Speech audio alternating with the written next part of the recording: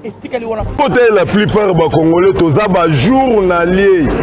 Si on dit jour, na journée na bimi boy, on a koutani nango ndenalier. La journalier. Journalier. Donc koutani on a jour ndenalier. Jour nalier. Na bimi na journée nalier. Très bien, bonsoir chez vous, aimables et fidèles téléspectateurs, 19h30, RD Kinshasa. Notre émission vient de commencer, dénonçons chaque jour à 19h30.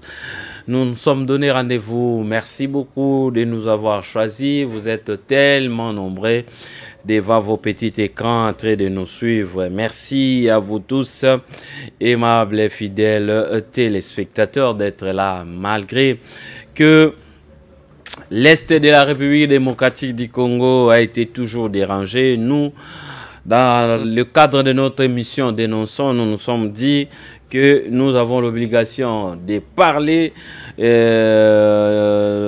l'Est, de la partie, l'Est de la République démocratique du Congo, l'insécurité à l'Est du pays. On en parle chaque jour, lundi, mardi, mercredi. Demain peut-être ça sera une exception et puis le vendredi la continuité, on va continuer avec notre thématique sur l'insécurité à l'est de la République démocratique du Congo. Je vous dis énormément un grand merci, veuillez nous excuser pour ces désagréments d'hier, c'est indépendamment de notre bonne volonté. Raisonnez me déranger biso makasi 089 73 88 067 089 73 88 067. Ezali numéro oyo koki kokomela biso na WhatsApp, ezali numéro oyo koki kotindela biso ko dénoncer, ezali numéro oyo okoki kobenga biso informer biso à tout moment 089 73 88 067. Tozali béni ces derniers temps.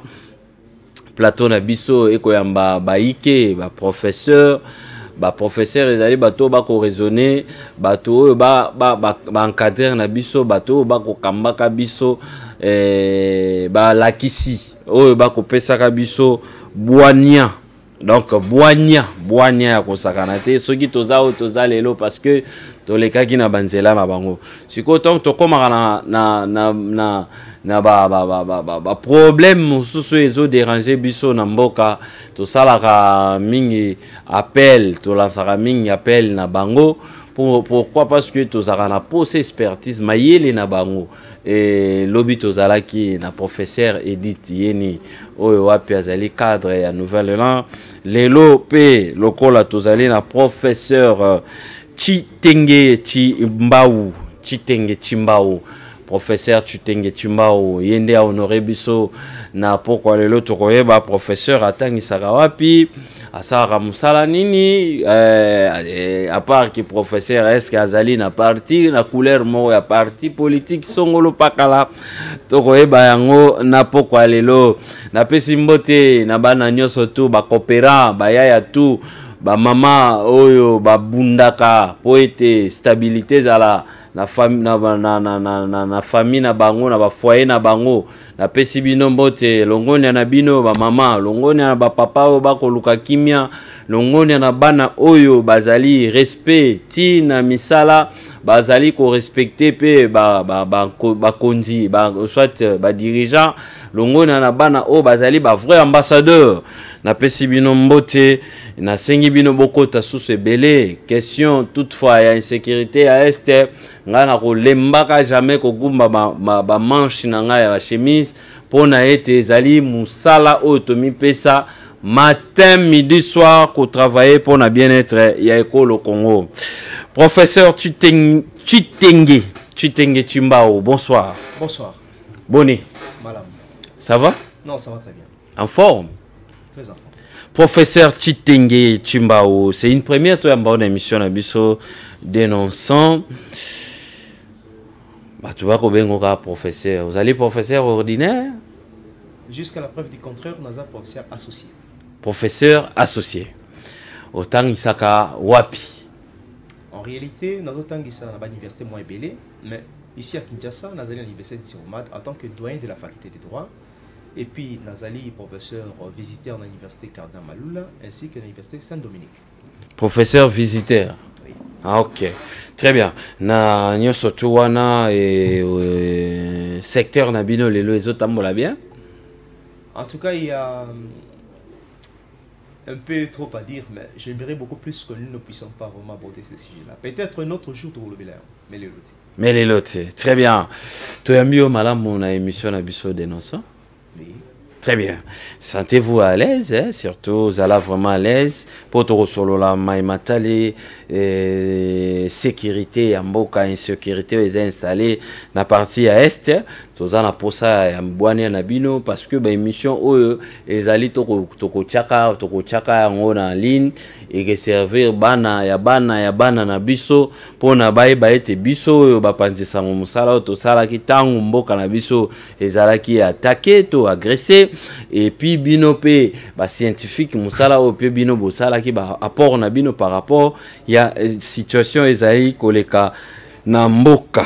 Très bien, toko réfléchir na mongongo makasi na yo mais na pesi mbote na batu nyoso to ba kolanda biso. Merci na bino nyoso to bozali super branché 089 73 88 067 ezali numéro oyo ezo chabiso en contact permanent na bino nyoso to na moni bandeko ba ko sala biso déjà signe que bazali super branché. Bobeginga mingi na usala mise au point ya problème difficulté ezoleka entre bandeko ya corporation bandeko mususu baza ko appuyer Yves Bouya bandeko mususu baza ko appuyer Isaac et Israël Mutombo ngai mise au point ezali na lingi ko ebisa bato eloko moko on peut tout dire. Yves Bouya azana part na ya mabe Israël Mutombo soki akomisaki na justice pour na yepe ya mona ki ete Yves Bouya lekisaki mais lokola déjà salami to sala nini to tika ba déclaration oh nous de tel tolobi boye ba radier Israël Mutombo là c'est être injuste bandeko nanga Edimo Izuba bandeko nanga Peter Chani bandeko nanga ba Serge Kabongo bandeko nyoso to ba sisaki bino il faut savoir ko jouer médiation soki moto ezopela bayaka susu obwaka essence te mafuta te bayaka kaka na moto pona koboma biso pe biso yo komona ngai na bengaki Israël ngai en privé na bengaki to sololaki apesaki ba raison na siko to kotika na démarche ya koboma moto ekufa. Parce que beaucoup de kabola corporation te Yves Bouya na Israël beaucoup de kabola corporation te bao baké pour bao baké contre non ezaki to côté il faut condamner Yves Bouya nenga zai ko toucher vie privée ya mutu loi mibeko ya mboka ezali ko pekisa mibeko ya mboka ezali ko pekisa makasi ko toucher vie privée ya mutu mibeko ya mboka ezo garantie soko zo sala makam oko toucher vie privée ya mutu Nkolo kende bako interpeller yo ekezelo mabe to tika la professionnel to éviter o union surtout ezali babavir. Très bien. Yves Bouya ndeko Israël Mutombo ndeko to retrouver kaka consensus pona kimiezala bango nyoso bazali bandeko na boyi Yves Bouya te nandimi pe Israël Mutombo te mais bango nyoso to bazali bandeko donc mise au point Yves Bouya boye baki akobima na tanda zana nkuna mais akobima to retrouver kaka compromis akobima na ba déclaration wana nyoso to ezali na tina moko te parce que plainte ezali. Très bien, nous allons prendre les actualités du jour. Le président Félix Tshisekedi a accepté de libérer des soldats rwandais détenus. Insécurité à l'est du pays. L'ONU invite tous les groupes armés à déposer immédiatement leurs armes. Sénat, Modeste bâti sur un siège injectable. Makamore comme boy. Photo Luka Chris Mukendia ya awa. Appui du Rwanda au M23, nous allons marcher ce vendredi 3 juin pour montrer à la face du monde que nous ne sommes pas d'accord avec le Rwanda. Dixit Martin Fayulu Madidi. Agression de la RDC par le Rwanda. Félix Tshisekedi a rencontré Joao Lorenzo à Luanda. Face aux propos de Ambongo, un député fustige l'attitude falaliste et rappelle le contexte de prise du pouvoir de Félix Tshisekedi. Kinshasa, une question orale avec débat adressé au ministre provincial des Finances à propos du vol à la direction urbaine des Finances.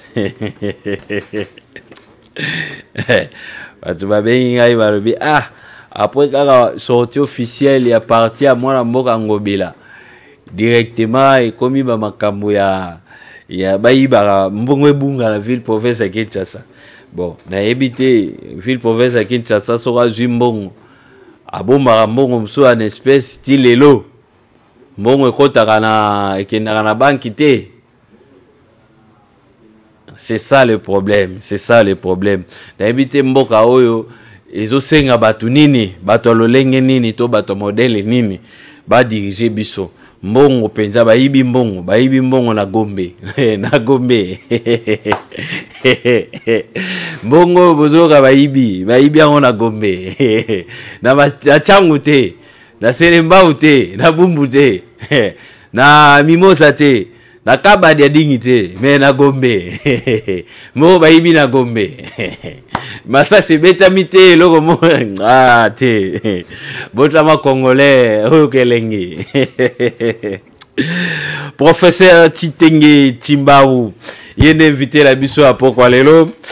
Professeur, est-ce que vous pouvez placer mbongo ebungi mbongo baibi mbongo na ville province de Kinshasa na division baibi mbongo na division ya provinciale urbaine il y a finance na ville province de Kinshasa na Gombe ne baibi mbongo. Vous pouvez placer mo? Non, il y a état de droit, non? État de droit ça na mbongo na biso. Il faut saisir l'instance judiciaire, passer la moussa là-bas. Il n'y a que ça. Mais c'est désolant. C'est désolant. Est-ce que na 21e siècle boye mbongo eko bunga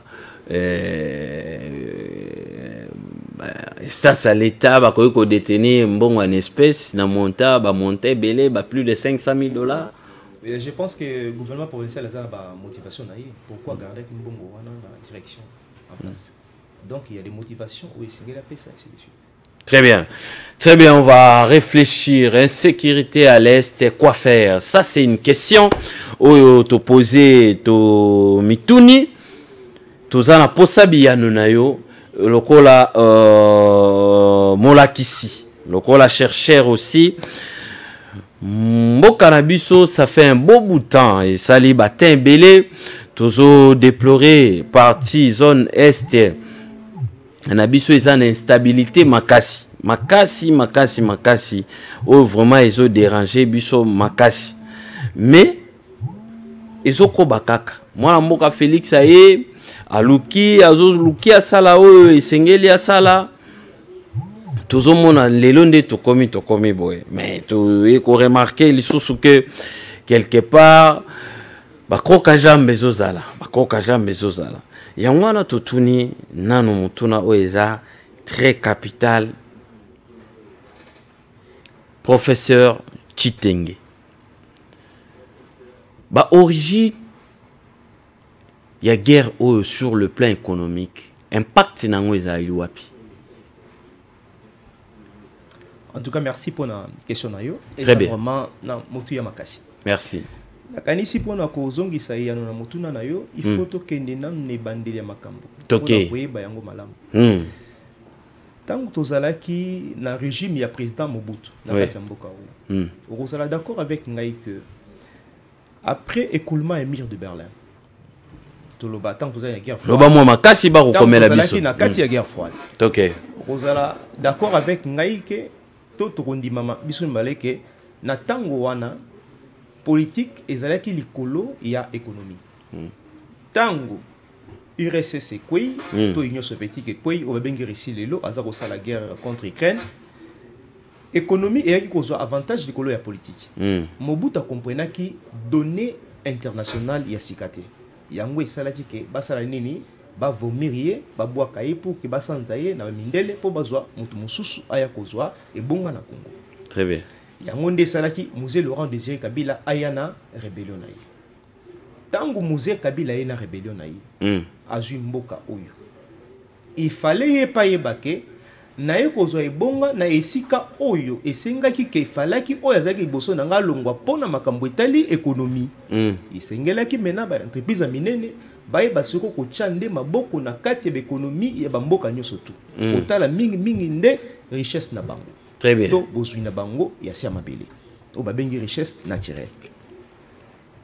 Tango musée Kabila aye kozwa ebonga ndai ko comprendre na simake bato yo bayaki pona ko salisa biso te bayaki nde pona intérêt mususu ya koyeba nde ko exploiter nde mabele na biso nde musée Kabila tango boyaki nde salaki bitumba wanda ko atake biso na 98 nde musée Kabila ko zoliwa te ko sala accord global international accord global inclusif na Afrique du Sud. Très bien. Oyo bazalaki ba MLC bazalaki RCD zalaki oyo kabwanaki otobeke ezaki créé na Rwanda et puis MLC créé na Uganda. Congolais nyo soto ebaki yango. Très bien. Pona nini bazwaki eloko balingaki te yango basalaki bitumba contre Laurent Désiré Kabila. Na esika on robaki Laurent Désiré Kabila a kozala mpe patriote. Pona eloko asalaki ekutaki ekutuliwa. Pona ACDT na lisengi ya ba Rwandais na ba Ugandais na bato yo basalaki ke guerre wana esalema pona Mobutu longo la pouvoir.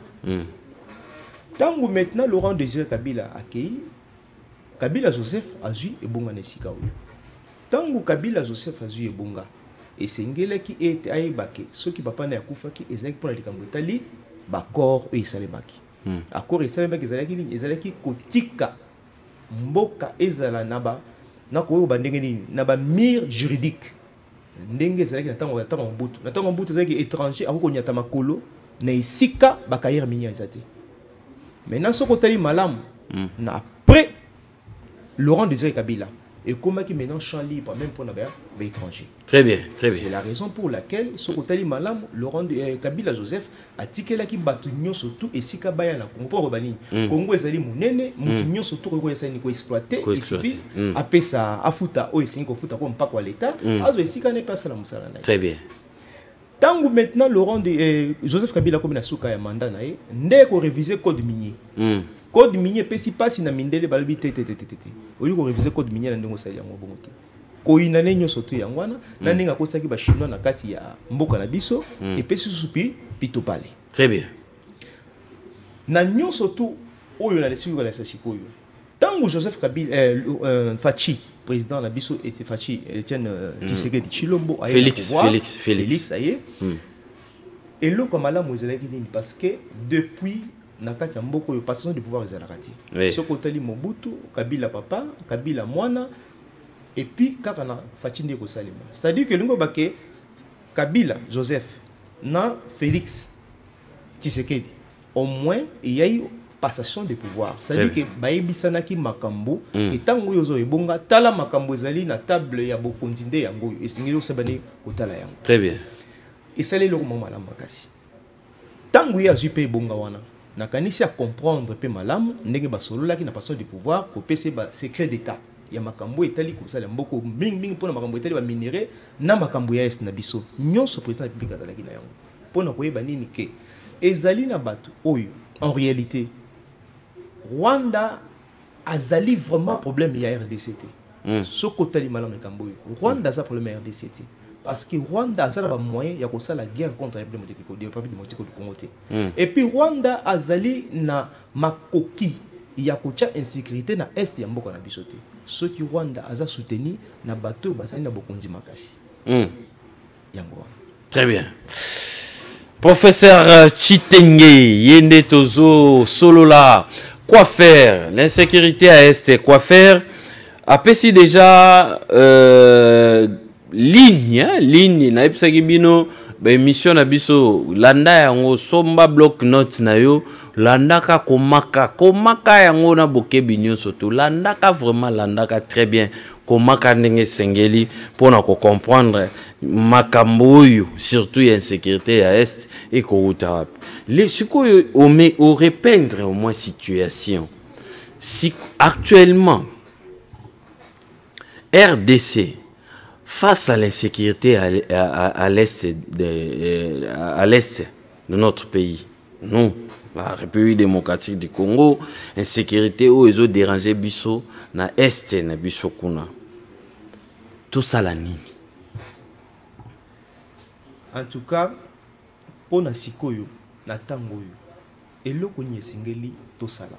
En réalité, na repé sa réponse pour na kobanda na peuple congolais. Il bosso na bakonza mboka, bango banzo bakamba mboka, bango banzo solution to décision. Biso to ko soutenir bango comme babenga soutien populaire. Ya bana mboka basanga liboso bakonza mboka po basunga bango bakende liboso na mokumbo bazui pour na kamba nde ekolo na biso.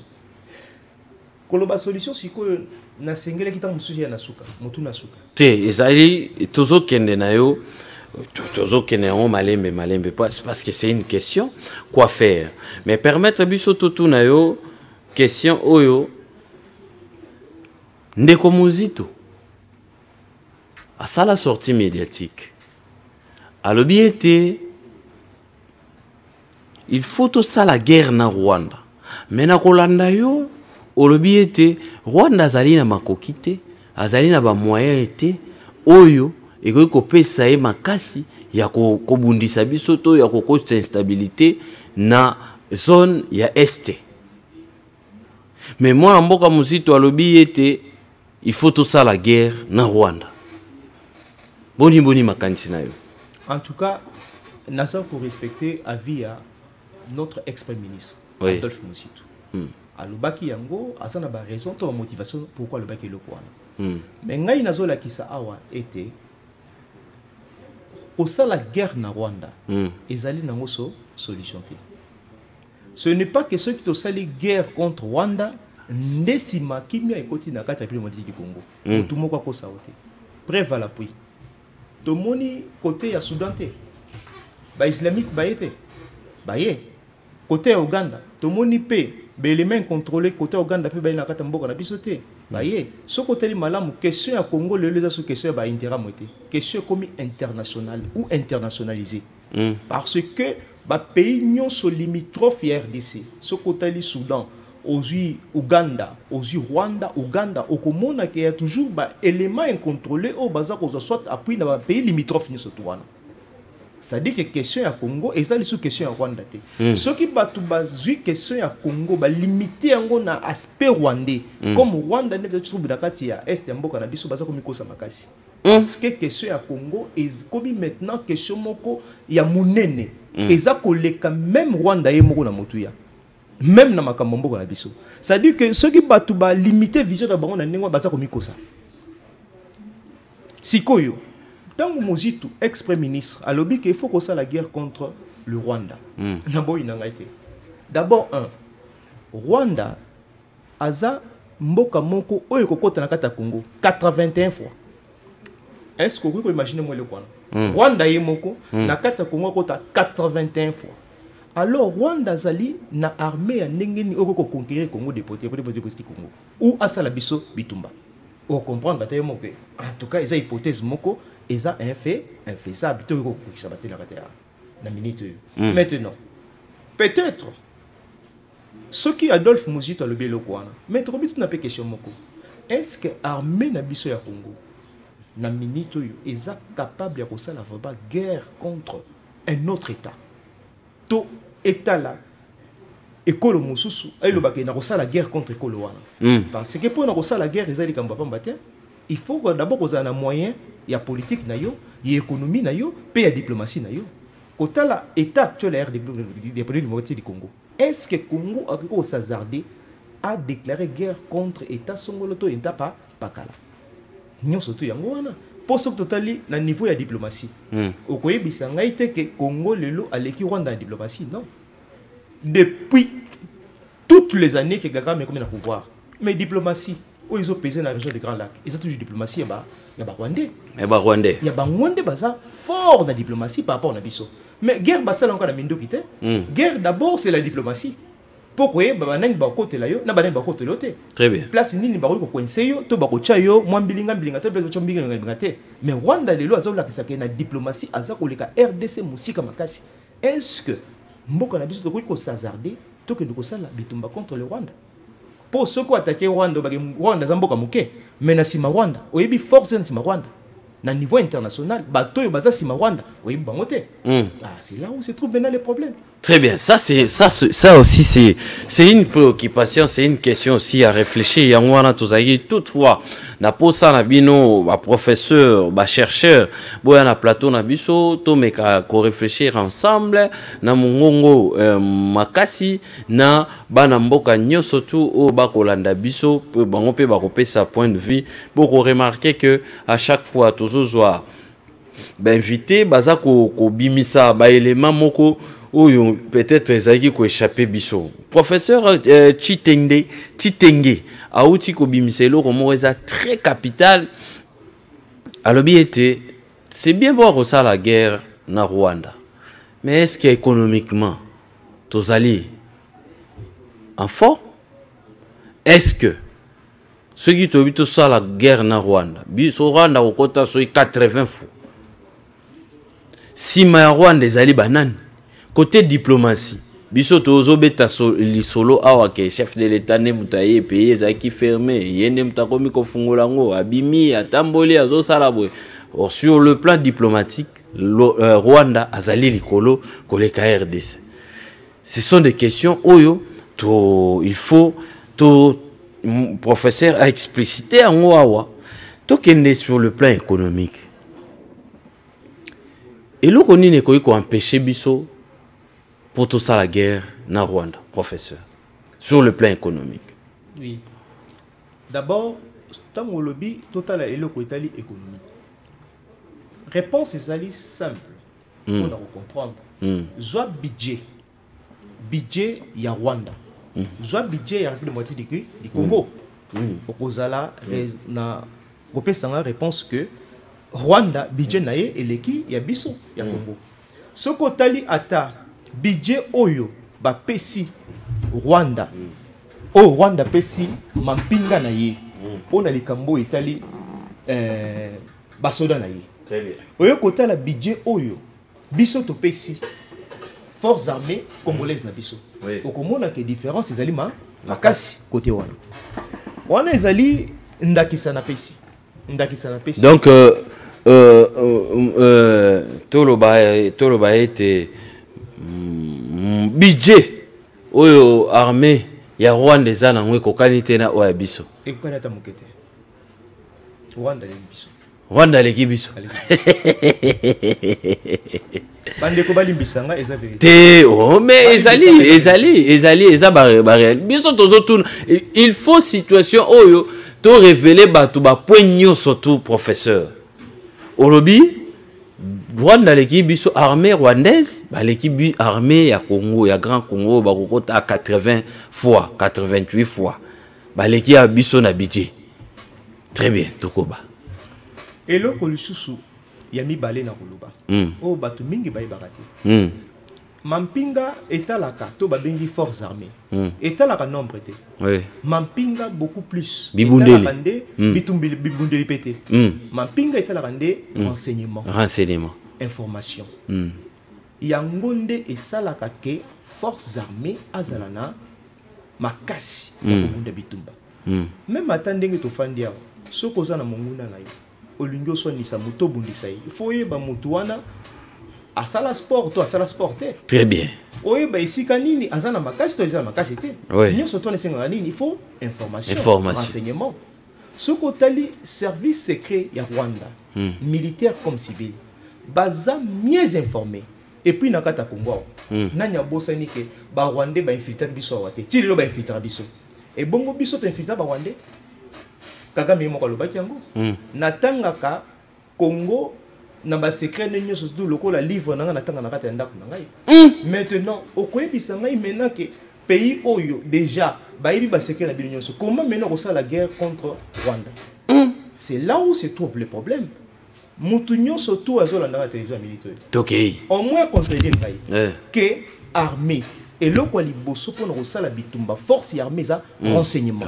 Et maintenant le domaine il y a renseignement Rwanda ça ko surpasser biso makasi. Je prends seulement une preuve. nanyango akoki koyebisa nga soki tolobeli ANER ANER eza service ya renseignement civil ezali na ANER département extérieur comme département intérieur mais soki otali malamu département extérieur ya ANER il faut ezala na kati ya ambassade na biso et ça c'est marabongo c'est-à-dire maintenant l'ambassade na biso à l'étranger kende kota l'état de fonctionnement na bango budget bakoza consacrer na ambassade ka yango moko comment maintenant on peut imaginer maintenant que sécurité externe ya Congo et ça la musala nango tant que ambassade yango mo représentation ya biso na extérieur et ça la musala te comment maintenant renseignement extérieur ça la musala nango très bien c'est là où se trouve les problèmes yango monique Rwanda na diplomatie c'est l'aspect extérieur na diplomatie Rwanda azama par rapport na biso maintenant yebisanga maintenant même ata to sali guerre na Rwanda ezali nombre ya mapinga te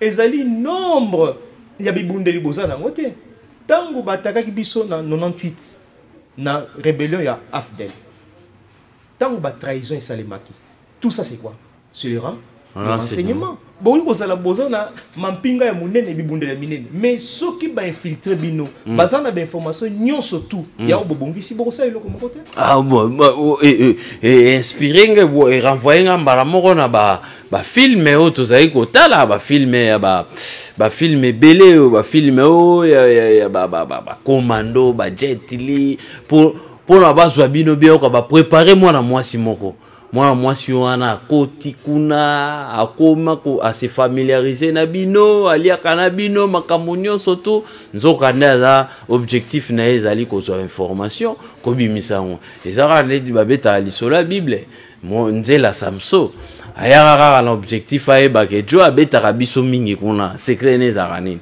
donc batimbelaka donc renseignement de l'équitu yango na professeur effectivement très bien 089 73 88 067 chaque crédit au bengo retourna lelo biloko ezobimeza différent ba biloko ezobima lelo eza vraiment différent makasi côté mususu ba bito sala guerre na Rwanda tokoyoka elo côté mais côté mususu ba bi est-ce que économiquement parlant isengeli to sala guerre na Rwanda est-ce que côté tali mapinga na biso ça va est-ce que renseignement na biso parce que biso ti lelo to la infiltration chef de l'état mikomiko uti ko le kao alobaki yango lisusu ki toza infiltré ba réalité wana nyonso ezebele yango wana landaka la dénonçant na bloc note na yo komaka makambo nyonso tu komaka makasi komaka ndeko na ngai komaka donc équivoque déjà élément déjà ya mwana mboka Adolphe Muzitu ekoi et contenir à ta mouquette. Et tenir à ta mouquette hypothèse. On a théorique. Ça, théorie, mais pratiquement, c'est faisable. Pratiquement, c'est faisable. Donc, voie diplomatique, il faut tout travailler. Il faut vraiment, la République du Congo, il y a une faiblesse de malam. Côté à Mampinga, il y a bien malam. Discipline, il y a bien malam. Maintenant, force nabiso, il faut diplomatie à Yamakasi. Diplomatie à Makasi koleka pour que tu surplanter le Rwanda. Ndeko, est-ce que vous condamnez que tant que Mobutu a été dans la région à Grand Lac, politique n'y a pas consulter Mobutu. Question à Rwanda, il y a Burundi, il y a Ouganda, il faut pas consulter Mobutu. Ceux qui ne consulter Mobutu, c'est Egolekate, na Mindele. Tant que Mobutu a relevé que Wap, et que na Rwanda, il y a un monde. Il y a un monde qui n'y a ce qui est na Rwanda. Maintenant, il faut leader moko na Congo. Oyo ke akolinga asa na ambition ya ko surplanter maintenant les Rwanda. Les Rwanda c'est un instrument que baza ko utiliser na bateau yo tozo mona bilongité mais na molili bazo sala makambo na bango. Et puis bateau baza kata mboko bayi bateau wana bien. Oyo bazo tirer ba ficelle wana. Oyo bayi bisara Congo que non, il faut toujours Kagame. Il faut toujours y ainsi de suite. Maintenant, il faut leader moko lelo na Congo. Oyo kolinga ke mais pourquoi ezala Rwanda nde azo politique leadership ya Grand Lac. Est-ce que Congo tozonga so esika wana ti? Mais koyoka yo ezongisi susu ezozongisa ngamo nazongisi sima ezongisi susu bato ebele sima koyoka yo lelo ndenge zolo baboye. Donc Rwanda ndenge tozomona Rwanda wana ndenge biso tominza Rwanda wana Rwanda wana eza pays mo muke to ko côté la bango lelo to côté bango lobi kuna to zwa on to annexion na RDC. Et ça maté. Professeur. Non, personne ne kisa mo moke. Ndaki sa mo moke. Au moins mboka bengi Israël. Israël za mboka moke. Eza mboka moke makasi. Eza entouré na ba pays arabe. Yebisanga ta yemoko. Oyo Israël aza ko sala na ba palestinien arabe. Ceux qui va payer nous surtout arabe va décider na mokolo mo ba ko Israël te pour qu'il va libérer peuple palestinien ba osala ngote kasi po ni basala ngote so que ça pété po ni basala ngote non ba otala moto asa na sima Israël bato baza sima na moto na service à renseignement Israël mais le lo soko le bi Mossad Israël est-ce que ba ko kombo ya armée à Israël oui bien bato mi ba bien ngote mais soko le bi Mossad bato mi ba bien soko le bi Sia bato ba yebi o le bi caché bato ba yebi. C'est-à-dire que Mboka, Liboso, c'est le renseignement. Il y a un de ça, Mboka. Il y a un Israël entouré d'un pays arabe. Mais ça peut tenir. Et puis il fait sa loi dans la zone wana. Parce qu'il y a un renseignement, puis la diplomatie, il y a occidentaux. Il y a un qui moi toucher Israël et ça. Même réalité, il y a un wapi. Région Grand Lac. Aux hommes na Rwanda mboka muke. Oh ba kongo bazo banini mboka Rwanda eza mboka muke to ko finango lelo. Mais tomiko sate ezalité que naza Rwanda boka tsaka naza Rwanda. Nazali ko l'accepter de ba vérité. Oh ba tu mingi bazo comprendre té. Parce que mboka ngo muke boy to ko côté lango biso to bondi yango. Mais poni nzoko sale maté. Likambundi yango wana. Likambundi yango wana fo ba tu mbaye beloko yo. Eza lokola jomo bwa vimba. Azoleka petit monde moké aya boakele poto suko jowana avimba atali pechoala accompagne mamoke ezayote nana na sima mwana po mwana oyo abangi ata taina ngate abangite e bongo ya obokela poto bilamba ndenge na sima na ye ezana makambo na sima na wi komekati très bien likambo ya Rwanda na Congo yango aïe batu mingi bayebi likambo na zolo boyo likambo na zolo boyo mingi bayebi yango na bato baza na pouvoir bayebi yango na bo baza na opposition bayebi yango likambo ya Rwanda na Congo bayebi yango malamu. Très bien, professeur. Merci beaucoup. Anglais oyo tozui anga nzambe merci. Nzambe ato na zongisi molimo na nga lelo mais na zongisa no lelo te na makambo bela ko sana mboko oyo. Na kozala fier. Na koloba ete na tamboye na bengisaka professeur Edith Yeni. Na bengisaka professeur Chitenge. Mbao na bengisaki professeur ba koya ebele semaine o bokomona toza ba professeur semaine wana toza ba chercheur toko solo tozo réfléchir à sécurité nengeni toko ko contourner système o nengeni toko ko contourner maladie oyo ebela kana este wana maladie este si la raté c'est ça dénonçons ezali kaka émission oyo te nenge bayi mususu ba pansaka ezali émission oyo batufo baya baswana te ezali temple yango to na benga rango temple ya makanisi donc temple ya réflexion ozomona biloko ezobima lelo yo moso ipo zaki na makanisi moko to zaki na question moko ozui sikoyo susu matière oyo faut tuna epa ya chercheur to za na professeur Chitenge okotuna motuna o esengeli par rapport ya makamnyo surtout ezobima na pokwa lelo très bien. Et kivoki ya mwana mboka Mosito ekwei sikoyo na uti kotanga na actualité awa insécurité na este Rwanda za ko appuyer ba groupe mouvement ba rebelle M23 mwana mboka Fayulu abifo basala la marche wana fo balakisa na face ya monde ke baza d'accord te na Rwanda nenga za ko appuyer ba groupe rebelle. Quel est votre point de vue? En tout cas, eloko esala nga pasi. Eloko esala nga pasi mingi koleka na kati mboka na biso. Otala attitude to lolenge bakambi ya mboka ezala ba oyo bazali na kati ya opposition bazali kozwa na makambo ya mboka na biso. Na kopesa ndakisa moko. Na mboka oyo babengi Angleterre to Royaume-Uni. Ce qui mboka wana j'ai problème à makasi. Okomona que premier ministre to boité que reine azali wana la couronne règne mais ne gouverne pas baloba bon.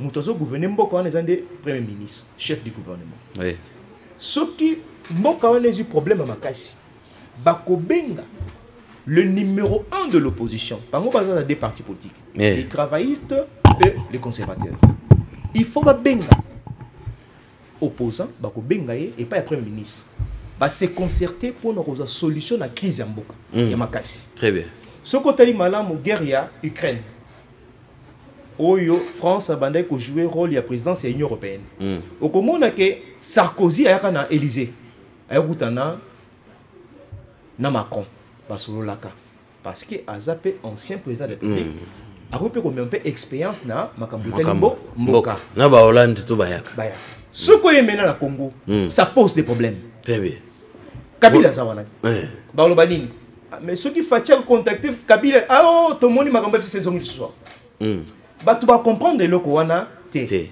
parce qu'il y a 18 ans à pouvoir azana ba secret peut-être ils ont ba erreur muso salaki azamutu maintenant attends Fachi akoki ko linga place nini Fachi a bénéficié d'une expérience na ya Kabila et ringo bateke ceux qui Fachi a consulté Kabila ngo bake azinyo surtout ya Kabila odi ça non tout comme ko bake o na kozo yango tout comme ko boya nyonso tout comme pas kondima o moni ke sama malam tout comme pe bako benga pe Fayulu ozai premier ministre kata mboko bako benga Muzitu pe ba bengi bon basai nini baye autour ya président de la République mais il faut président azonde initiative ya ndenge wana parce que batouana bazape na secret d'état bazape na expérience ndenge sema na mboka mususu mais biso na Congo ezampe moi passe et puis likambo mususu na Congo to mona kate que soki mboka eza na problème question ya Rwanda ou ya est mboka na biso et moi passe yo mona opposition na pouvoir en place batiki na ba makambu na bango ya mike wana o makambu élection o droit batiki ngona no pembeni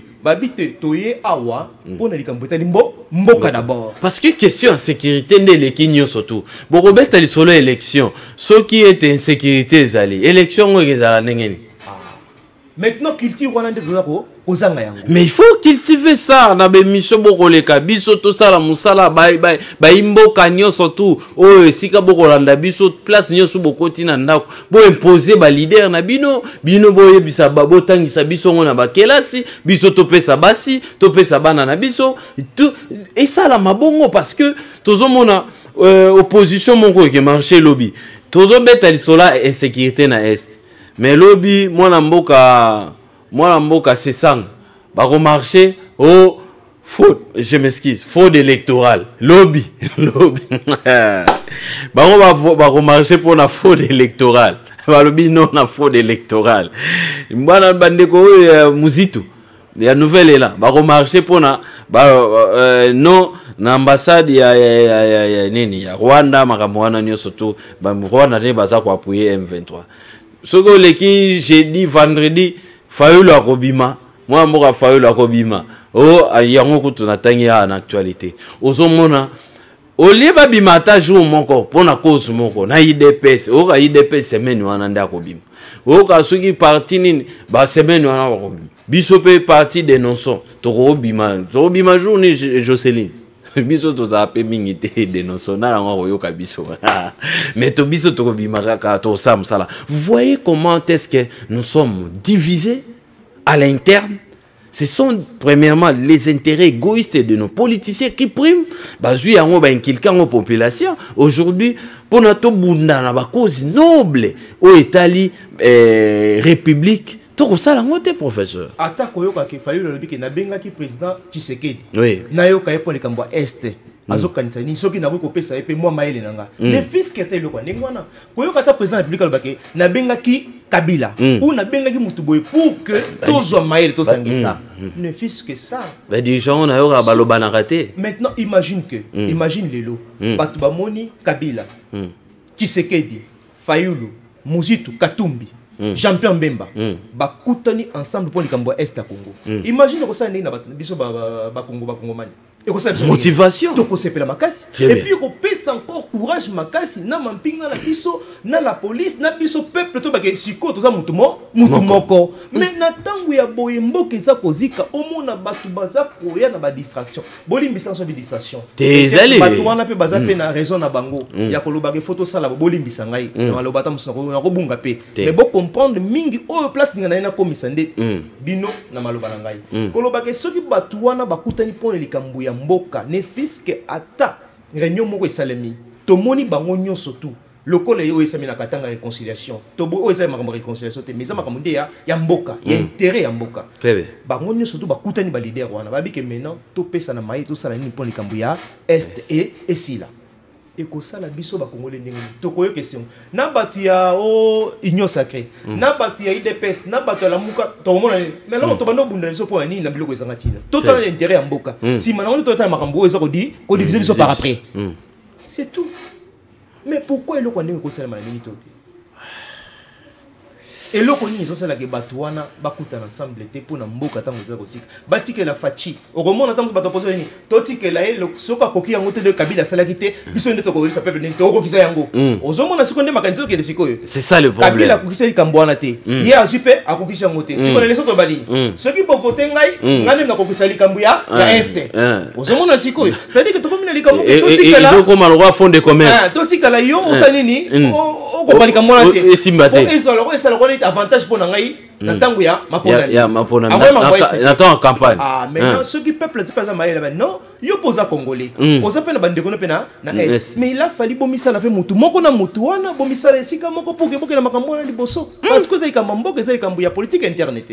Est-ce que pensez-vous Ali Molakisi au kotangisa ba génération pensez-vous que maladie au Congo izobela lelo biso tozobela pensez-vous que makambo yozoloba et ça la facile et kokisa malelo na lolenge yo une expérience ozana na ti ko lo balikambo leadership so ko tali malamu na balikambo leadership et sengeli la leader moko pona kolongola Kagame na ngwendo ya fandi wana o ezaka liboso na président Mobutu o Kagame fandi lelo so Kagame fandi lelo Mobutu azala kiti alongwe lelo Kagame mais pona ko songa pesa papa congolais te eloko nizangi Kagame za mutu kwa biso mais lelo nitoko kolongote poani. Maintenant, il faut maintenant leader moko ya lolenge wana. Mais leader ya lolenge wana. Professeur Polanda yo ce qui total leadership ya Mobutu ezaki makasi. Ezaki makasi et puis na ko koloba nini n oyo botami lelo ya makasi.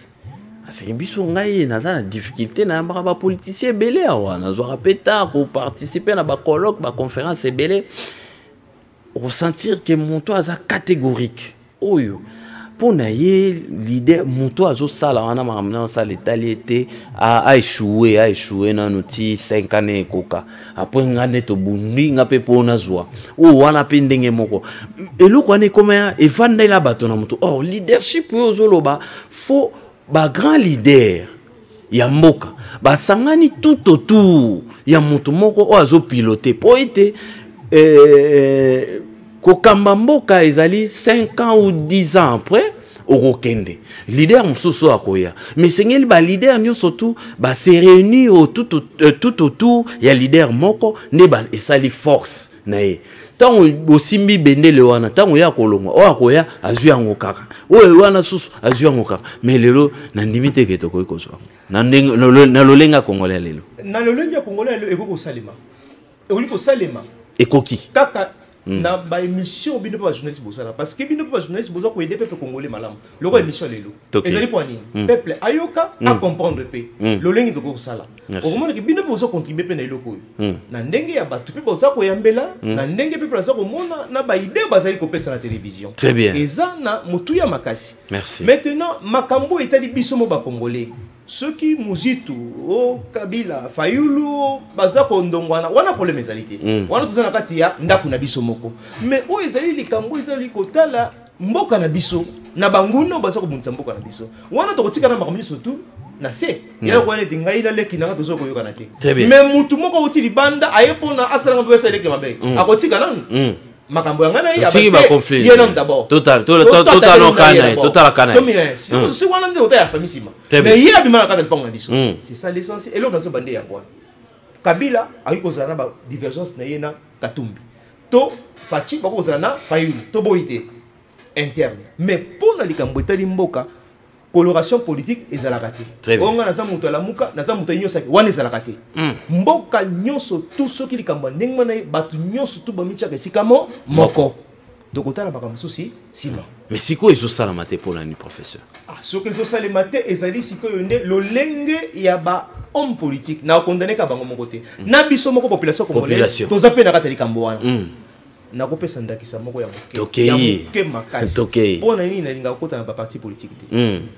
et pona okomona muto ya sali parti politique na ye kaka ye wana okomona sasi ba komi 5 ans après congrès pour élection mais okomona que 10 ans après kaka muto moko wana ye ka ndemtaza soko critiquer okomi muto ya kamususu ozomona un peu biloko nyuso na clientélisme kobinela ka ba homme politique bango pa lingi pe bon mais yebisa ngai atayo moko ndenge nini makanisi pe malamu ko bima ndenge ni parti politique ko te makana likanisi moko il faut ba opinion za la be et belle divergence wana fo ezala mais na ba parti politique a lelo na Congo ko mona biloko wana okomona yango te bazo bosana ke tango bandina kata parti politique tango ko pena na sommet à l'état et ko sa kaka eloko mo même maladie yango nde ko sala ni bokomi ko déraper bokomi ko kende na banzela oze yango ata baza ko yebisa bino ke bozonga mom bokotala biloko na parti bo message biloko wana déjà moye bondima ezalité critique nyonso ko ya bomona critique ya mabe l'homme à battre l'homme à écarter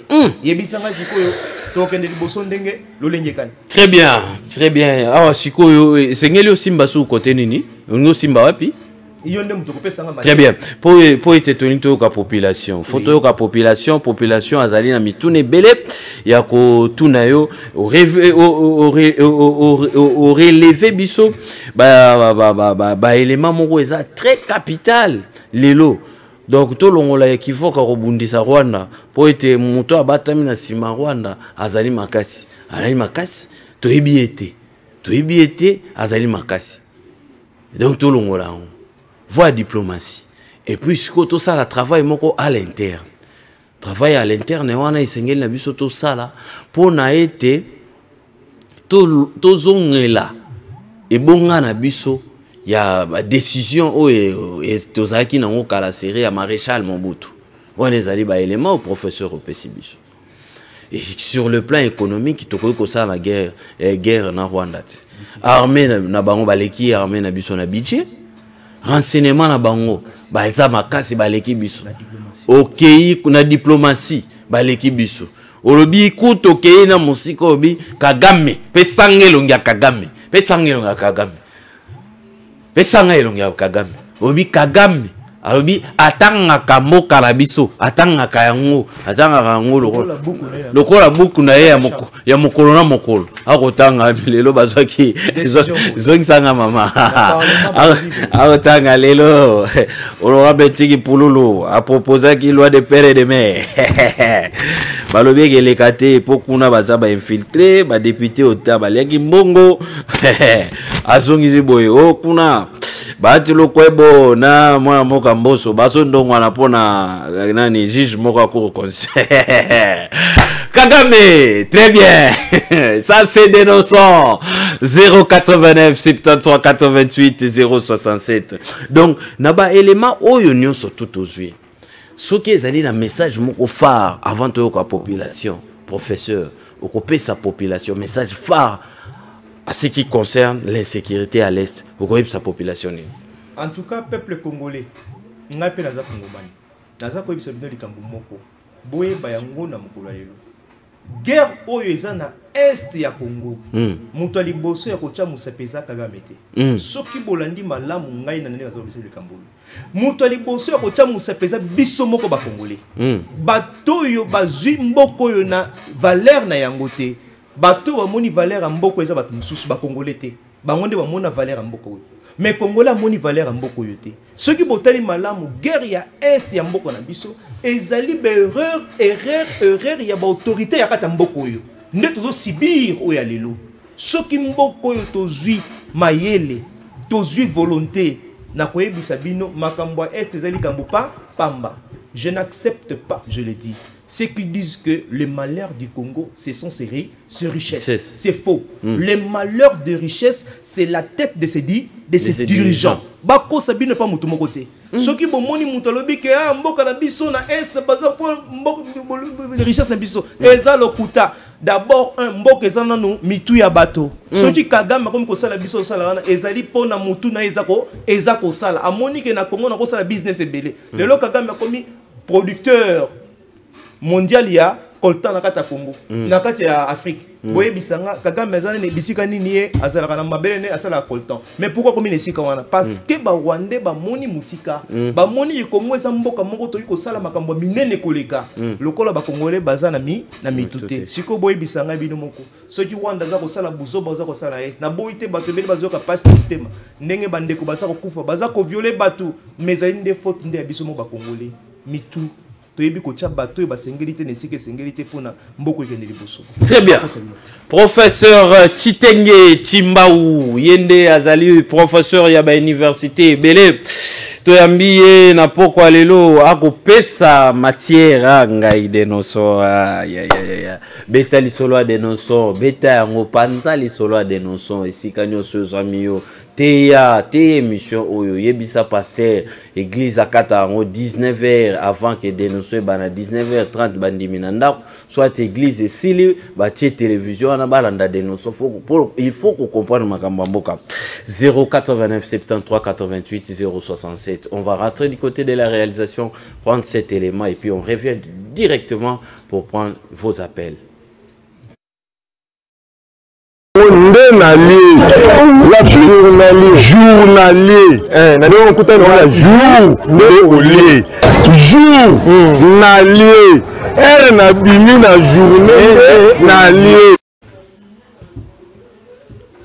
Très bien, merci beaucoup Jocelyne Alangui, merci beaucoup une femme battante, merci d'insistance Yado Clark Kololo. 089 73 88 067.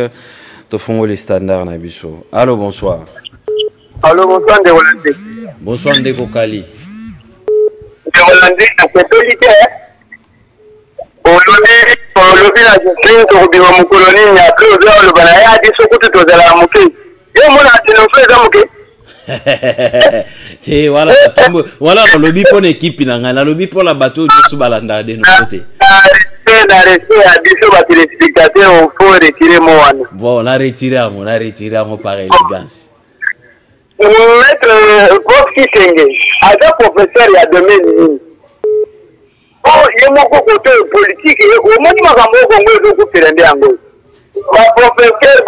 Professeur na makaminoto na politique na réparation na musique na église donc la réalité professeur a levé Rwanda l'équipe la diplomatie et moyen de vous dire donc professeur pour la il faut baba soldat rwandais ba ya ba ko donc mabana ba na na Rwanda yo kuma na maboko ko diplomatie na ba ndiko professeur il y a pesi ba élément.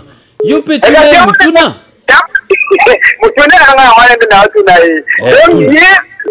donc donc professeur nous zawana pour la biso to do état de chef to ngona to ngitana kisasa to do ba police bazana na ngamba kuna balo wa pesi kaka po ko kati ya ngwana ndinga na tin professeur banana. Très bien. Ah pro ya magambo bilanga tigera watu ba police batapoti. Très bien. Très bien. Nayoki, on a question, Nayo. Azali professeur Ndeko Kali.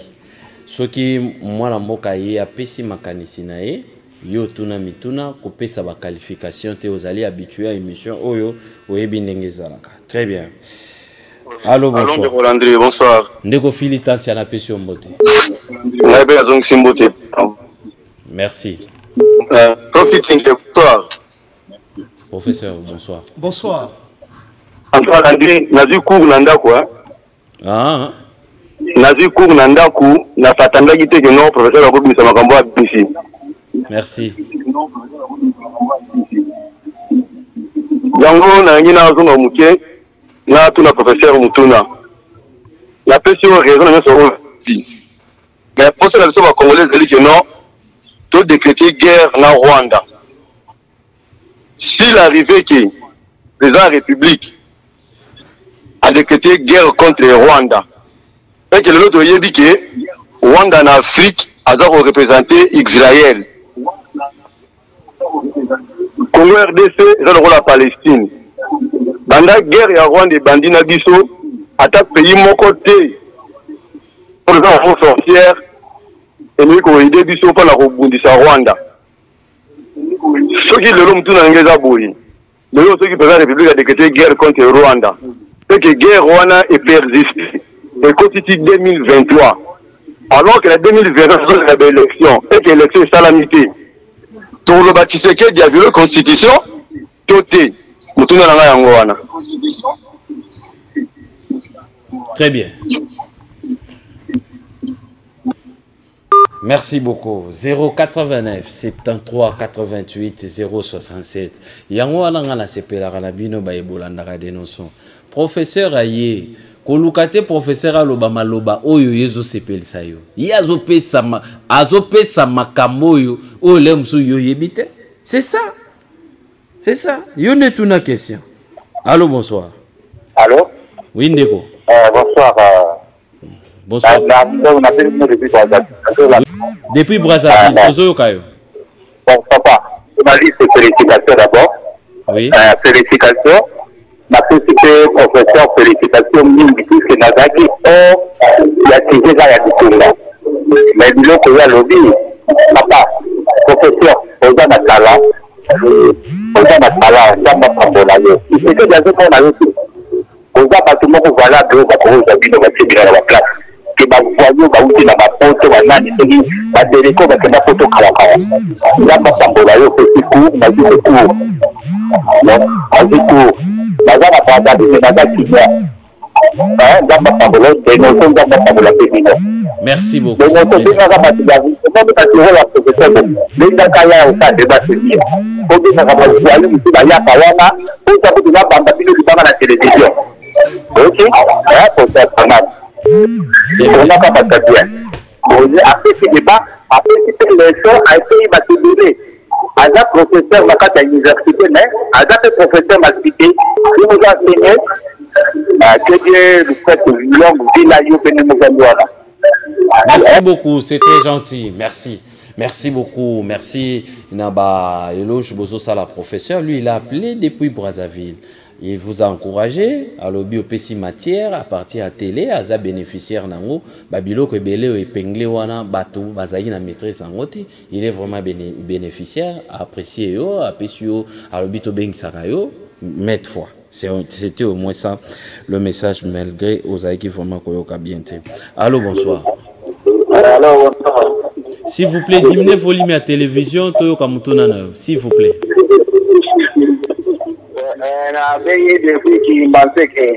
Depuis qu'il m'a dit que diminuer le volume à la télévision, papa, tu comme ton anneau bien. Oui, elle a diminué. Bon, la ligne, pour le pas, où est la ligne? Oui. Oui, elle a diminué, il y a Kagame, il Kamusa Congo, la Mukandane, Timkanda, et il y a votre raison pour. Bana kuna gouvernement biso ba infiltrer wa zebele wa Rwandais pour on se recale na hawa nyekela ba mo kuna no za wa bande wa tipo nini eza pena vrai. Très bien. Merci beaucoup, c'est très gentil. On continue. Allô, bonsoir. Bonsoir. Oui papa, tout ça kayo. Bon, nakina lobaboya. Oui papa. Omoni professeur Azo Salamwa professeur Azana na contradiction mingi. Du fait que ye azomona Rwanda baleki biso na makasi nyonso. Ana tanda ya zoloba ba problème na biso interne et ça problème te. Mais poto comme fort. Il faut pas problème interne et ça la résolu. Ce qui va problème interne et ça résolu. Même trop comme fort. Bon, donc par exemple, Bazo Lingate, Asala, fondation ya bien de façon que mboke mata mutu to azosala kana intérêt na ye bato bakoyokana ndenge nini. Question par rapport à l'émission, papa, s'il vous plaît. Nana nina loba boye en tout cas il faut un problème interne ezala na résolu po tokoma fort tobanda kobunda ba problème à libanda. Il faut tosala nyonso de façon que makambo na biso ekende bien makambo ezokende kaka na intérêt ya bato mutu na mutu akoka intérêt na ye. Très bien, merci beaucoup. Ça, c'est pas une question. Et ça, préoccupation, que bah, conflit à l'interne est au réseau d'en haut. Mais biso tozobeta insécurité à l'est, quoi faire? Professeur a pesi ba élément où ezali makasi, ezali makasi. Et sengel na bino sikoboto na ba question par rapport ya makambo nyonso. Biso to nyonso banda ekoloba to lingi guerre na Rwanda, to lingi boy, to lingi boy. Tozu ba élément tout na professeur. Allô, bonsoir. Bonsoir papa. Oui, ndeko. Na lingi na loba na participer à l'émission, après ça professeur bonsoir. Oui, bonsoir professeur. Bonsoir. Et là, on a une loba, professeur a fait ça bien, mais les Kamozali, état de siège wana, mais expliqué dans la kati. Par rebelle dans la kati. Donc, c'est que dit Abenga Kabila, Abenga Basaoulou, Baronio, tout va vendre la tête, dans une conclusion, il y a bien, pour me rétablir la vie. Et ça, je vais la gamme à Vatou, moi, je vais rétablir la vie exacte. Le professeur va appuyer solo. Pour l'état de ces gens, la rebelle Bazawana. Batmata Bafantil Bazawana. Même un numéro 1 Kabila, la Faoul va vendre la tête comme la Nessa. Quand on se solution Moka, donc on a tellement de déclaration pour faire un bon mot. On a un professeur Bengi Sakaye, Ayaka Afomula Biso Makam. Très bien. Merci beaucoup. Merci. On continue. Allô, bonsoir. Allô. Allô. Oh là là, Bouza est belé en ligne. Merci. Au Bengi Biso diminuer volume à télévision. Depuis Brazzaville, na PC Batonio Soba Rolanda Biso Mbote. Depuis Kasumbale, ça na PC Mino Mbote. Bouza est belé. Boko Rolanda Biso na poko lelo. Allô, bonsoir. Bonsoir, Ndeko. Ndeko, diminuez volume à télévision, s'il vous plaît.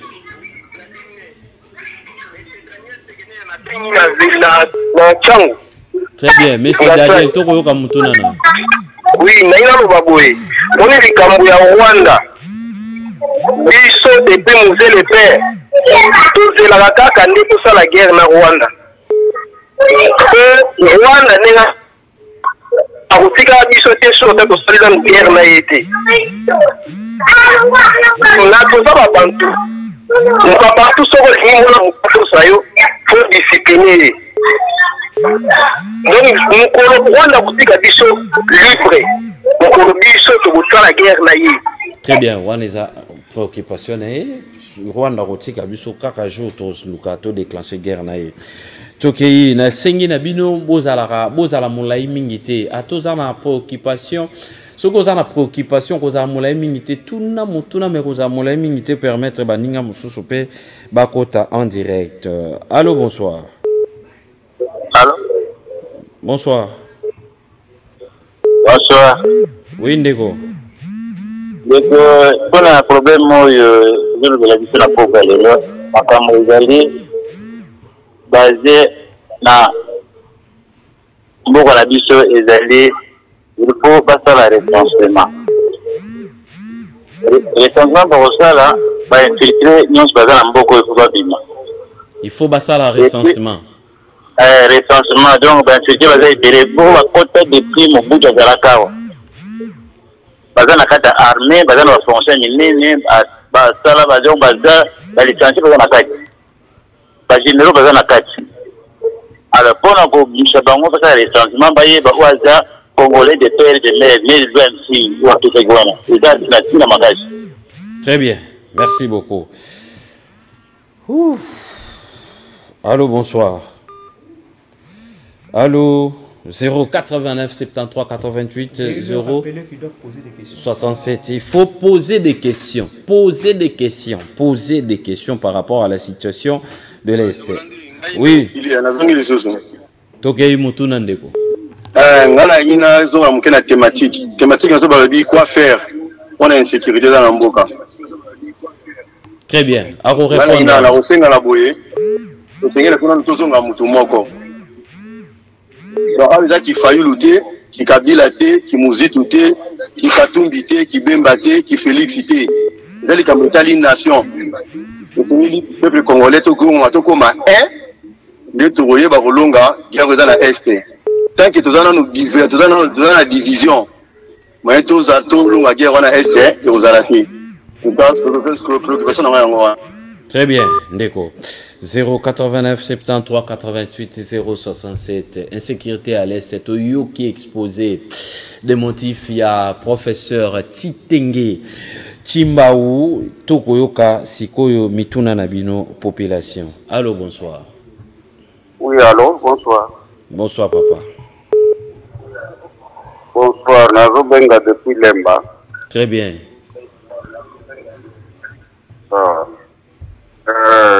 Nasepeli na professeur Ndengazawana biso tosepelaka na bato ya mayele surtout lemba intellectuel oyebi biso tosepelaka na bato ya mayele ndenge baza wana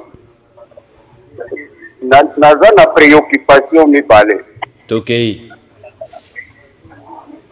Bon ya liboso embargo oyo sur les armes, embargo sur les armes contre la RDC. Est-ce que ça allait lever? Bon. Deuxième question. Deuxième question est abouée. Oui. Le bailleur de fonds, puisque quand on parle de communauté internationale, on voit tous les bailleurs de fonds, Oyo, Bazali Kola, milliardaires, Bazali appuyé na moi force ya ba puissance mususuana. Oyo ba convoita ka ba minéraux na ba richesse ya ba pays faible. Lobby likamba coltan awa. Bazo convier coltan yango wana bazo ko imposer guerre wana. Yango wana na question oyo. Lokola bango ba implanter Kagame. Azali racine pivotante ona ba conflit oyo azo ko déclencher kuna na Est.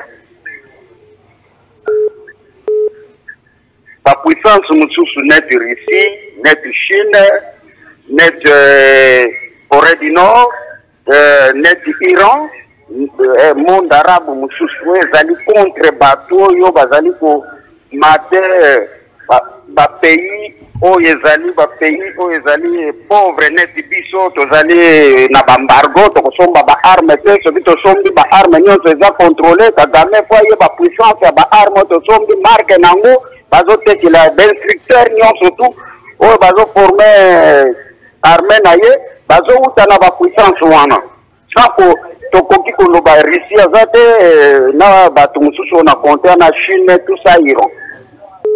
Bon, biso peut tourner ba penser na biso.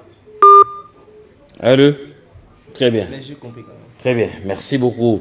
Bozali Ebele 089 73 88 067 émission na biso tokoko ba Bozali Ebele bokolanda biso na ba commune nyonso tu ya ville province ya Kinshasa. Allô, bonsoir.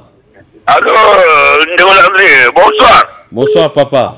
Naza intimité, moi contribution moké.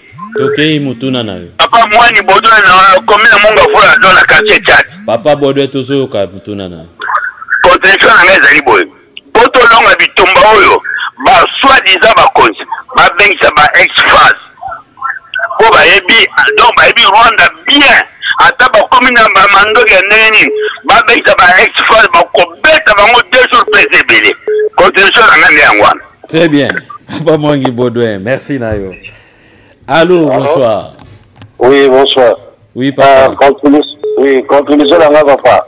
Oui. To balora na face to kende ba Russie, to kende na ba Chine, to kende na ba Iran, ba Corée du Nord, ndenge muza salaka sala to tika ba merke ba tama pantrie poto se tagia kagame ba merke ba mabe ba ko sa biso ba za skola ba to boya na bango to pesa wa mokongo to sala fort ndenge ba manye ba sali na irisi donc Kagame andindi aga mutu to ko frappe na mutu moko to botoli ko na nombre ya biso to koti klamba na moto beta bango quelque chose ndiki na wana reka pita ba meza ba vantrier to kene na risi to kene risi biso to na d'accord to ndimi to kene risi ba ko sala biso loko ya mokina biso merci beaucoup. On continue. Vous êtes belé. Bogolanda, dénonçons n'a pas quoi lelo. Tokei Ndeko. Allô, bonsoir. Allô. Oui, bonsoir. Bonsoir Ndeko. Bonsoir. Na professeur. Très bien.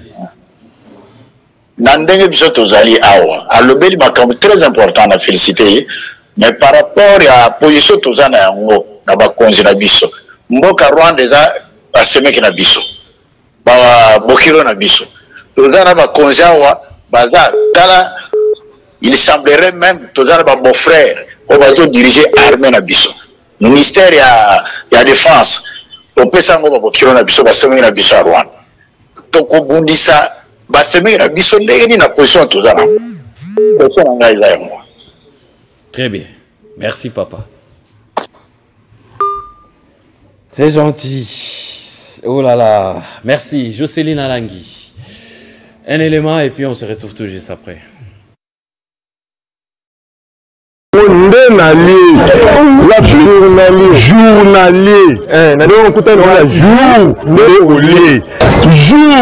Journalier. Elle n'a bimi na journée nalier.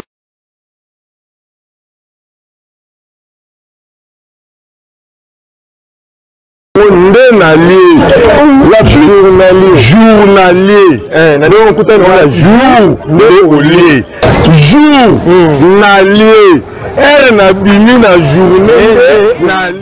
Très bien. Nalinga Rabino Mingi, peuple bolingo, amour o bolembarate kolakisa biso na nosaki bino depuis hier. Lelo sous naza kwa no sebino courant ezala te.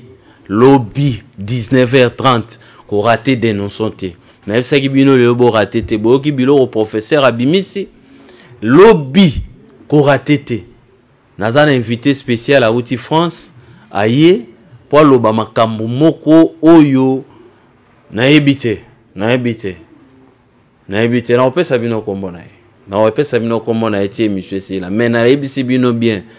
Et si ka ezwami yo lobby kozanga rendez-vous na bisote kozanga te po lobby ko koza émission spéciale na ko pesa bino 30 minutes ya ba question 30 minutes pour vous poser ba question en direct 30 minutes après avoir exposé des motifs et invité na biso professeur Chitenge Chimbao oyoki population à vous la parole. En tout cas, na pesi merci na bandeko nyonso oyo ba poser ba question na bango na ba oyo pe ba pesi ba suggestion. Oui. En réalité, na pesi bino merci makasi. Nyonso tone la kisi ke bolandaka émission dénonçons makasi. Merci. Et puis na moni ndenge bo bengi vraiment ebele moye bazo batu nyonso ezala ki te po émission ezali pe na ngonga nango il faut kota la pengonga.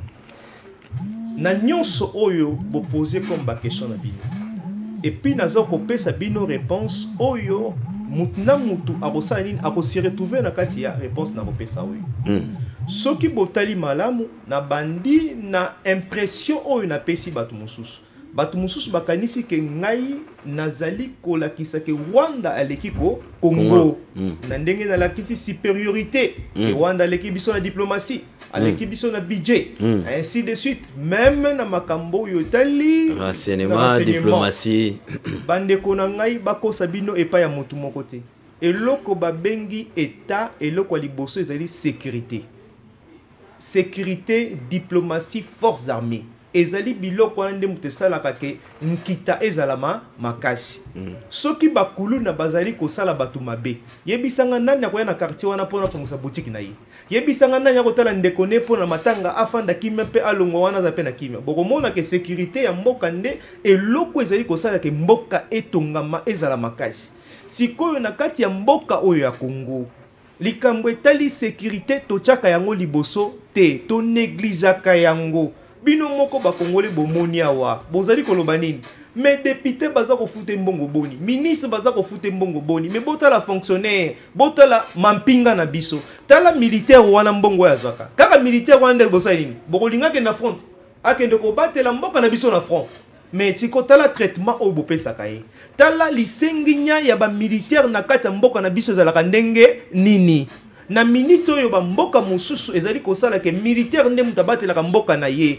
to batela renseignement to batela sécurité biso na Congo to sali nini to bwaki yango na se yango nde sali ke to lelo ndo moni batu bazali koloba me mboka wana ezali mboka muke to koki na mukolo moko to koteli yango bande kona ngai na boite posa na bino ezali komonana pasi na bino ezali komonana me ndenge nini Rwanda koki kosala boye même nga moto na fandi awa eza kosala nga pasi yango na lobaki ke na yana makanisi oyo nasala réflexion yo mpona kofungola bandeko na biso bakongole pe miso na mituna bazali komituna tango na lobi ke Kagame azali kotanga Congo lokola buku ne na kati ya chambre azali komona ba secret na biso nyonso to bino bokanisi likambo wana elingi koloba nini na bato yo bayibi makambo etali sécurité bayibi eloko babengaka réseau dormant et sala musala nango utakara na kati ya Congo awa et sala nyonso tu na kopesa ndakisa ya moke makasi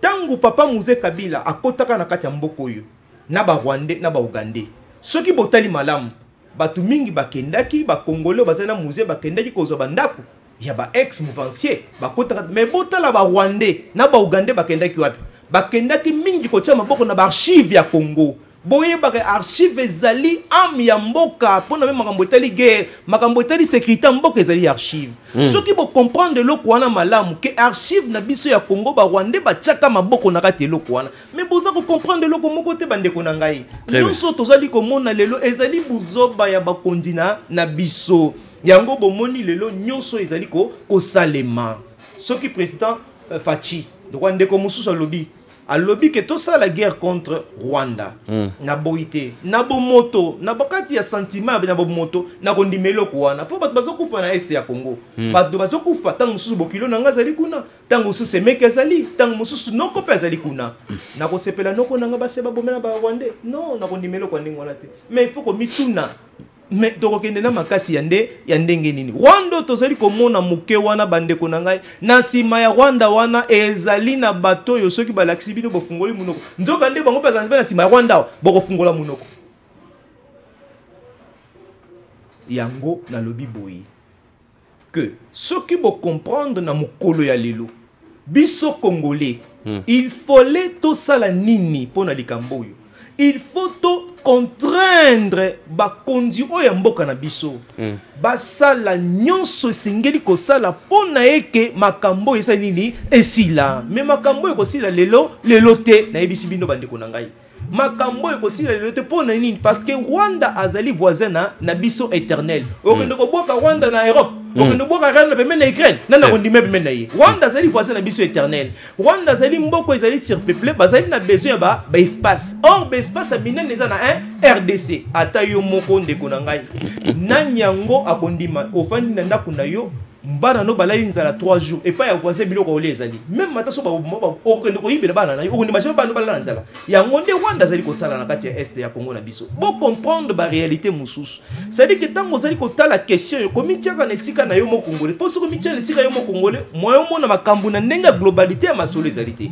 il faut ko comprendre yako dit mwana moke ayibi na ndako soko beti mwana wana okoyeba pourquoi mwana ayibi faut ba koyeba pona nini mwana yo ayibi tango yeba pona nini ayibi ndio ko trouver solution na ye pona nini Rwanda aza ko sala biso mbilinga na kati ya est na biso likambo liboso Rwanda aza na période ya espace bokoyebisa Rwanda teke zala nzamba peso mabele na yo te bango ba ko bunda pour tous les moyens kaka keba ba sala biso bilinga na est likambo liboso soki toyebi ke Rwanda surpeuplé alors to ko solution ça dit que ba solution mingi ya Rwanda pe biso ba Congolais to ko zoela bango yango mais biso sikoyo ba continent biso bazali na ba donner wana nyoso tout na ndenge politique mboka ezo kokende depuis Mobutu ti lelo c'est comme si bazana ba donner wana te ou bazana yango volonté ya kosala ezalité. Mais il y a des gens au batunio tokobunsa bango ndenge ni ba cousin ba cousine biso basi ba belle sœur ba belle famille tout ça tokobundisa bango ndenge ni. Ah, merci beaucoup. Borozala d'accord avec Ngai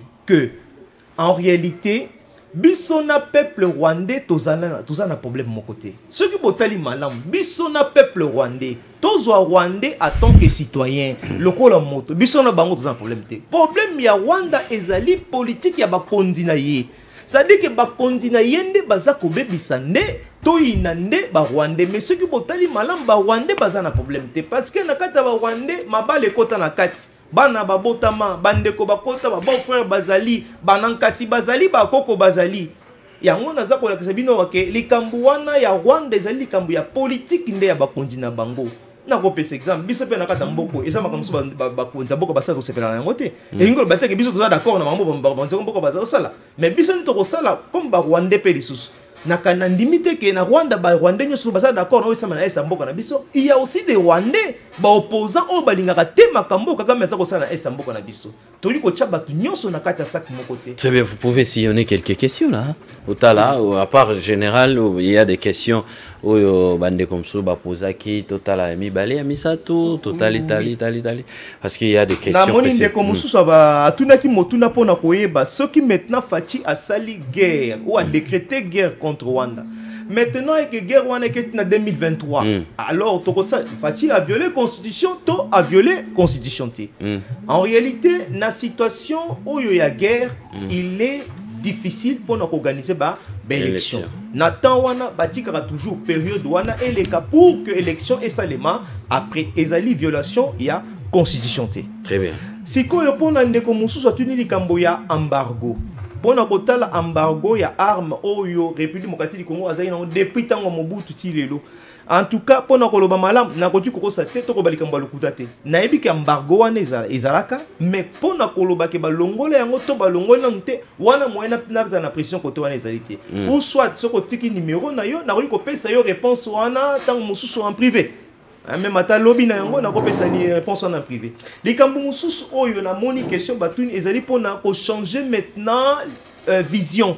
Pourquoi? Parce que bateau bazali ko aider Rwanda ezali ba États-Unis d'Amérique to loba ba bailleur de fonds. Tout le monde a États-Unis d'Amérique, France, Israël, Bruxelles, Londres ainsi de suite. Mais pourquoi pas qu'on ne peut pas y réciter? Pourquoi pas qu'on ne peut pas y chiniter? En réalité, Oza n'a raison. Le problème na kati ya mboka na biso tozali na bakondi oyo pona ko changer adresse c'est un peu difficile. Pourquoi? Parce que batouana tozana bobangi na bango pe lisusu pona ko loba ke mais soki na tiki États-Unis d'Amérique na kepa ya Chine ou bien na kepa ya Russie et ko lukelanga su makambo ebele ba ko luka susu ba tsa ba rebellion mususu kuna makasi na ko longa ta pouvoir na ngai. C'est un peu ça le problème, c'est à dire que il faut to luka ba leader moko oyo bazali prêt il y a qu'à réconcilier ba intérêt au niveau international. Ndenge ni nakol ko réconcilier intérêt il y a France, il y a États-Unis, il y a Russie, il y a Chine sans pour autant que na léser en réalité au fond ba intérêt bon tout. Très bien. Mais naye ba quand même que ça la de façon que comme Mobutu ndako les manipulateurs manipulés. C'est un peu ça, il faut maintenant mutu moko ko ba ko jouer le kwana parce que ce que tu ko jouer le kwana au monde toujours que toujours na Fonds monétaire international. Et vous savez, Fonds monétaire international. Pour nous senga aide. Oh, Fonds monétaire bien malam, ils sont occidentaux. Alors, le lot guerre il y a Ukraine et la Kissibiso que nouvel ordre mondial international il faut s'imposer dans le lenge na yango moko que États-Unis vont s'imposer sur nakata monkiloté ni l'Union européenne parce qu'il faut qu'on reconnaisse maintenant le multilatéralisme et la puissance. Donc ça possible dans les sociétés. Maintenant ceux qui va diriger à Congo va capter déjà message wana ba du coup anticiper même les événements, même les actions pour que ça soit profitable à notre action. Mais ça demande vraiment des hommes d'action nakati ya mboko yo malheureusement tozana bango na bolimbisanga ya ceux qui n'ont pas. Très bien, professeur Chitenge Chimbaou Neto Yamina Pokwalelo, il a essayé un peu. Au moniteur, professeur a répondre.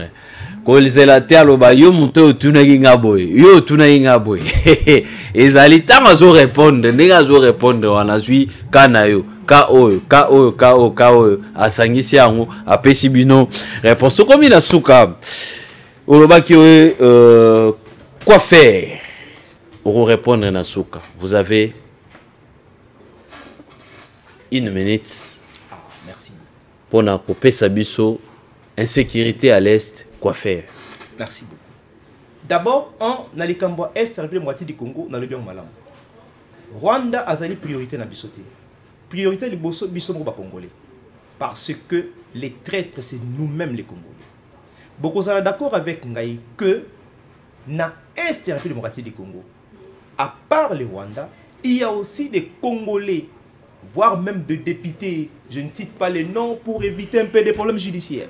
Oyo bazape na ba milice na bango donc comme inde business na kati ya Congo na ba konzi mususu na kati ya mboko bino bozo kanisa ke ba konzi na biso na est baza na problème mais ya ba konzi mususu na est wana baza vraiment balingi ke guerre wana ezala pour que bangonde babika na kati ya et puis ça ba mbongo de milliards et de milliards marché coltan ça marché moko ya pambate et puis ba corruption za kuneza ba corruption moko pambate mampinga na biso il faut que komisa bango baza kwe opérer na situation moko tentation eza makasi yango na ebisi bino ke à partir ya lelo bocha na mutu na bino ke problème ya Congo ezali richesse na été problème ya Congo ezali mitu ya bakonzi na kati ya mboka oyo ceux qui bo comprendre eloko wana congolais nyoso sika azali soka moni ke loko eza ko sangisa ba congolais pour intérêt na biso au moni ndeko mususu za ko kenda ba intérêt ya tendance ya ye to ya parti politique na yeso ki ya nini boya ndeko epse ndeko wana ezali pour intérêt ya mboka te ceux qui tozana kata makambo yo mboka na biso kozonga sima ba rwandais ba kosala bezo sala biso kaka biso peuple oyo ceux qui tozu mokano lelo oyo ezo sangisa congolais nyoso tout mutu muso ya ko diviser biso te acha biso na kata ba tendance te boko pesa nga raison makambo nyoso ko sila na lolenge na yango mboka na pesi bino merci.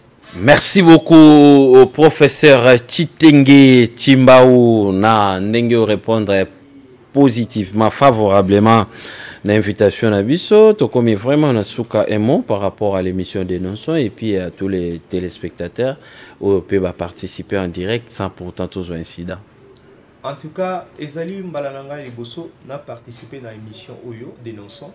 Et puis, n'assistant à une émission Moko où poser une question Mbala Moko sur le plateau. En tout cas, ils ont affronté au moins expérience. En tout cas, ils ont expérience malamu.